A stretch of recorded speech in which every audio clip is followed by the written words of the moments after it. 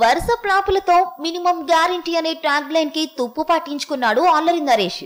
ఒకటా రెండా వరుసగా 6 డజను సినిమాలు తుస్సుమన్నాయి. దాంతో నరేష్ డేంజర్ జోన్ లో పడిపోయాడు. ఇప్పుడు ఓ హిట్ కొట్టి తనని తాను నిరూపించుకోవడం మినహా మరో గత్యంతరం లేదు. అది బందిపోటు ద్వారానే కొట్టాలి. ఎందుకంటే హీరోగా నిర్మాతగా ద్విపాత్రాభినయం చేస్తున్నాడు నరేష్. మరోవైపు క్లాస్ చిత్రాల దర్శకుడిగా పేరొందిన ఇంద్రగంటి మోహన్ కృష్ణ నరేష్ టైపు ఓర కామెడీ చేయగలడా, లేదంటే క్లాసికల్ కామెడీలో నరేష్ ఇమిడిపోగలడా అనే అనుమానాలు వ్యక్తమవుతున్నాయి. చాలా కాలం తర్వాత తన సొంత సంస్థ ఈవీవీ సినిమాస్ పతాకంపై వస్తున్న సినిమా ఇది కాబట్టి తండ్రి పేరు నిలబెట్టాలన్నా అల్లరోడికి హిట్ పడాల్సిందే. నిజానికి ఈ నెల 6న ఈ సినిమా విడుదల కావాలి.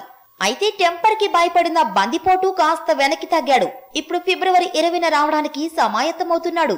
హీరోగా నిర్మాతగా తన భవిష్యత్తు తేల్చేది ఈ బందిపోటే. అందుకే అల్లరోడికి అంత టెన్షన్ పట్టుకుంది.